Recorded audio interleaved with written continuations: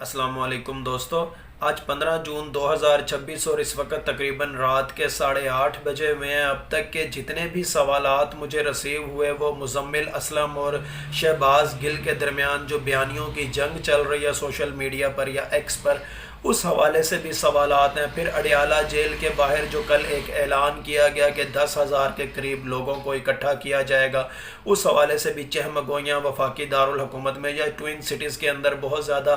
گردش کر رہی ہیں، اس حوالے سے بھی سوالات پوچھے گئے۔ پی ٹی آئی کے فیوچر کے حوالے سے بھی سوال پوچھے گئے اور یہ بھی سوال پوچھے گئے کہ اگر محمود خان اچکزئی ایک جانب مذاکرات کی راہ میں اسسٹنس فراہم کر رہے ہیں تو دوسری جانب وہ کیسے اڈیالہ جیل کے باہر 10,000 لوگوں کو اکٹھا کر سکتے ہیں۔ پھر کچھ لوگوں نے تنقیدی میسیجز بھی بھیجے کہ اس سے تو بہتر تھا کہ JUIF کو کہا جاتا کہ وہ کراؤڈ اکٹھا کر لیں، شاید محمود خان اچکزئی سے زیادہ وہ کراؤڈ اکٹھا کر لیں اڈیالہ جیل کے باہر۔ دس اینڈ دیٹ طرح طرح کے سوالات، اور پھر کچھ لوگوں نے میری پریڈکشن کے حوالے سے بھی بات کی جب میں آپ کو کہتا ہوں کہ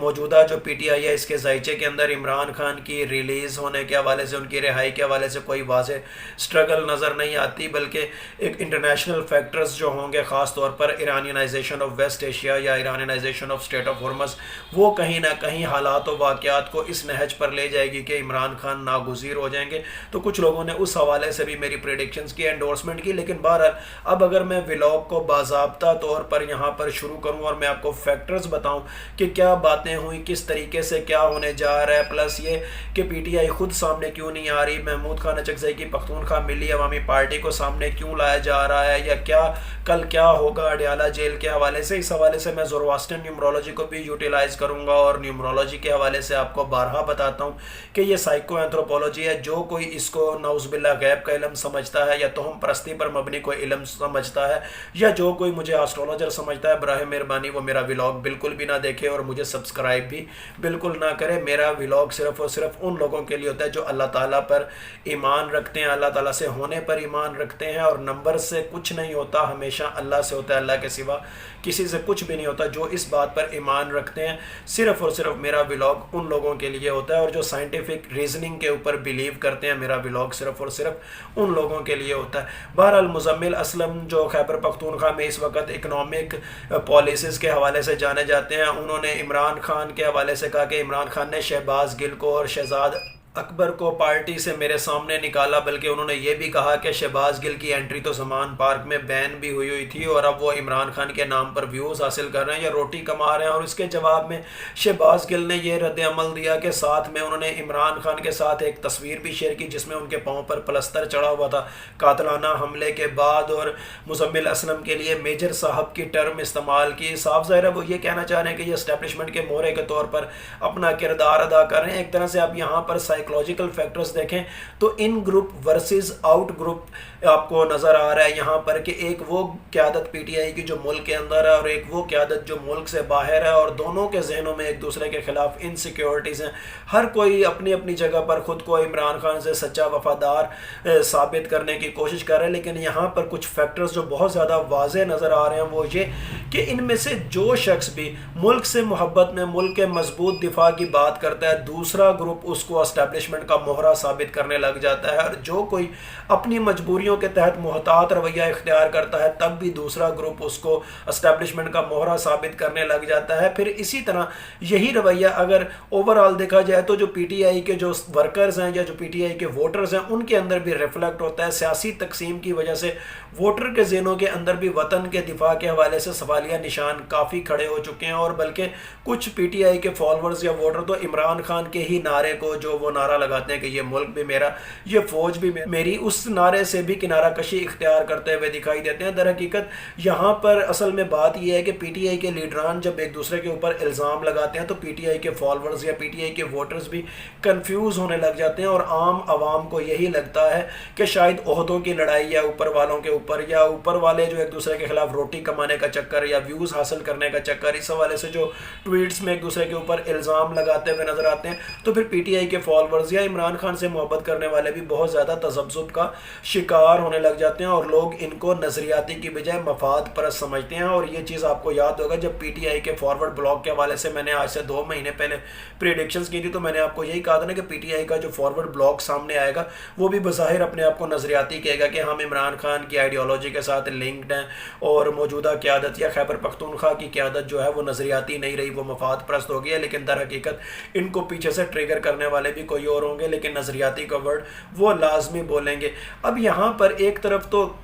یہ بیانیہ کہ ایک دوسرے کے خلاف الزام تراشی، ایک دوسرے کے خلاف کیا کہتے ہیں مفاد پرستی کا الزام، لیکن دوسری جانب محمود خان اچکزئی سے بھی درخواست کی گئی ہے کہ اڈیالہ کی جانب 10,000 لوگوں کو لایا جائے، اور علیمہ خان کے حوالے سے اس زمان میں بہت زیادہ ڈیبیٹس بھی ہو رہی ہیں کہ جیسے انہوں نے محمود خان اچکزئی کو کچھ کہا، اور اس کا مطلب ڈسکورس انالیسس کی صورت میں اگر اس بیان کی حقیقت کو جانچا جائے تو ایک طرف تو یہ نظر آتا ہے کہ جیسے علیمہ خان کو بھی ادراک ہو چکا ہے کہ موجودہ پی ٹی آئی اب کچھ نہیں کر سکے گی اور اچکزئی کی سپورٹ لینی چاہیے، اور اچکزئی کے بارے میں سوشل میڈیا پر ڈیبیٹس بھی چل رہے ہیں رینٹ اے ریلی کے حوالے سے۔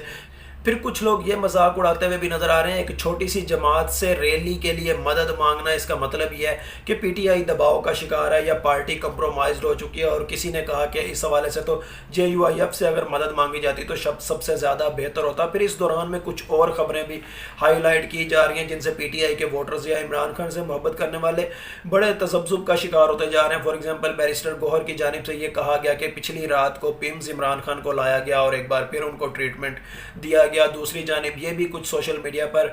خبریں چل رہی ہیں کہ سہیل آفریدی سے عمران خان نے ملاقات سے انکار کر دیا اور یہ کہا ہے کہ سلمان اکرم راجہ اور بیرسٹر گوہر سے وہ ملاقات کریں گے۔ پھر یہ بھی خبریں چل رہی ہیں کہ خیبر پختونخوا کا بجٹ آج 15 جون کی بجائے اب 17 جون کو پیش کیا جائے گا، اور کل 16 جون کو منگل کے دن اڈیالہ جیل میں عمران خان سے ملاقات کا دن ہے۔ اب یہ تمام تر خبریں تذبذب، اضطراب، مذاق، تنقید، یہ جتنی بھی سوشل میڈیا پر چل رہی ہے، ان کا اگر psycho linguistic and cognitive analysis کیا جائے یا نیومرولوجی ایز اے سائیکو اینتھروپولوجی اس کو اسٹڈی کیا جائے تو پہلا سوال یہ ہے کہ پی ٹی آئی سامنے کیوں نہیں آ رہی اور پختونخوا ملی عوامی پارٹی کو سامنے کیوں لایا جا رہا ہے۔ اور آپ کو یاد ہوگا آج سے 2-2.5 سال پہلے جب سے میں محمود خان اچکزئی اور علامہ راجہ ناصر عباس کے حوالے سے پریڈکشنز کرنا شروع ہوا ہوں، میں آپ کو ہمیشہ بتاتا ہوں کہ اندرونی سیاست کے حوالے سے یا بیرونی سیاست کے حوالے سے عمران خان نے محمود خان اچکزئی کو کیوں نومینیٹ کیا، کیوں ان کو آگے لائے، پارٹی کے اندر سے کیوں نہیں کسی کو آگے لائے۔ ایک طرف تو کیا کہتے ہیں پشتون کارڈ کے حوالے سے عمران خان کی پالیسی بہت زیادہ واضح نظر آتی ہے کہ محمود خان اچکزئی کو آگے کرنے کا مطلب یہ ہے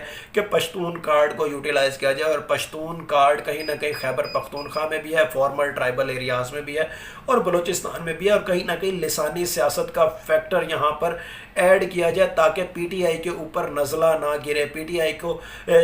مزید سپریشن کا شکار نہ کیا جا سکے۔ اور دوسری صورت میں یہاں پر محمود خان اچکزئی کو یہ کہنا اور ان کی طرف سے ان سے مدد مانگنا ایک طرح سے نفسیاتی ڈھال بھی ہے، سائیکولوجیکل شیلڈ بھی یہ نظر آتی ہے تاکہ خطرے کی منتقلی کی جا سکے۔ پی ٹی آئی کی جانب جو ہر وقت ایک خطرے کی تلوار لٹک رہی ہوتی ہے اس کو کسی ایسی جانب موڑا جا سکے جہاں پر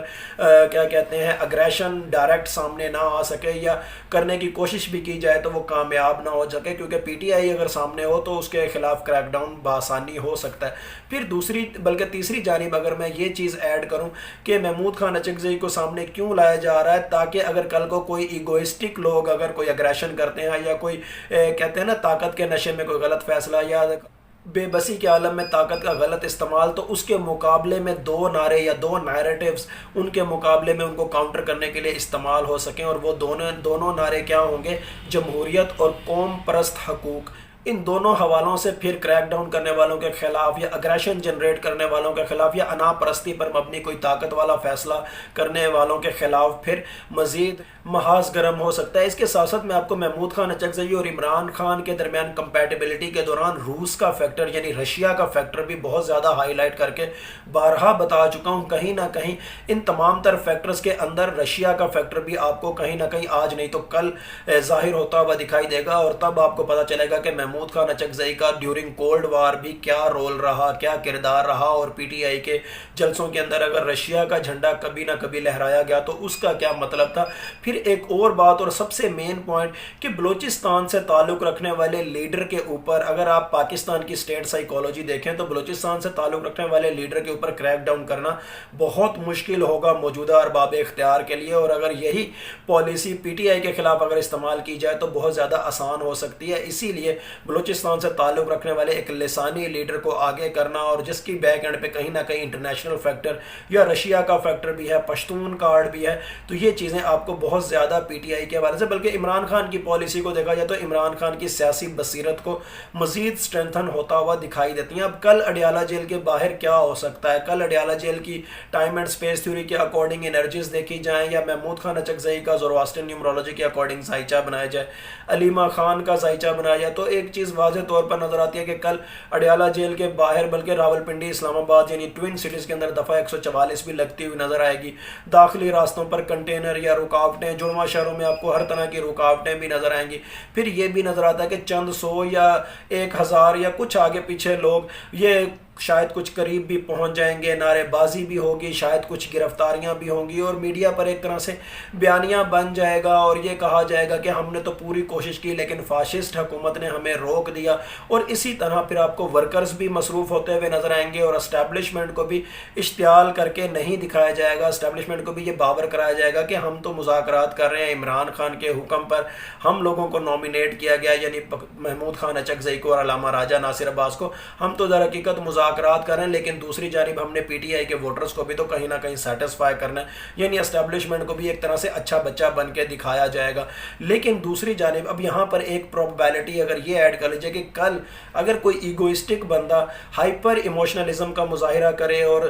کچھ اگریشن والا کردار ادا کرے تو کیا منظرنامہ بدل سکتا ہے؟ ہاں، پھر منظرنامہ بدل بھی سکتا ہے، پھر شیلنگ بھی ہو سکتی ہے، پھر توڑ پھوڑ بھی ہو سکتی ہے، لیکن اس سب کا کیا کہتے ہیں رسپانسبل کون ہوگا؟ وہ ایگوئسٹک بندہ جو ہائپر ایموشنلزم کا اظہار کرے گا۔ اور یہاں پر میں پروبیبلٹی اس لیے بتاتا ہوں کہ فیوچر کبھی بھی اسٹیٹک نہیں ہوتا، فیوچر ویریبل ہوتا ہے، اور حضرت علی کا فرمان کہ ہمارے عمل ہی ہمارے فیوچر کو شیپ کر رہے ہوتے ہیں۔ اور پھر ان تمام تر عوامل کے ساتھ آپ کل شام کو یا کل رات کو ایک بار پھر شہباز گل کو یا ان جیسے دیگر جو یوٹیوبرز ہیں ان کو آپ سوشل میڈیا پر بولتے ہوئے سنیں گے کہ یہ سب کچھ تو اندرونی طور پر طے تھا، پی ٹی آئی تو کمپرومائزڈ ہو چکی ہے، خیبر پختونخوا کی قیادت کمپرومائزڈ ہو چکی ہے۔ لیکن آپ یہاں پر ایک چیز بہت زیادہ واضح طور پر دیکھیں کہ جب پیپل پارٹی کے حوالے سے بھی ضیاء الحق نے جب مارشل لا لگایا تھا، جب بھٹو کو پھانسی ہوئی تھی، اس وقت پیپل پارٹی کے اندر کتنے لوگ، ان کی جو مین سینٹرل ایگزیکٹو کمیٹی تھی یا جو بھی اس وقت پیپل پارٹی کا کلوز سرکل تھا، اس کے اندر کتنے لوگ ان کے وفادار رہ چکے تھے، کتنے سیاستدان پیپل پارٹی سے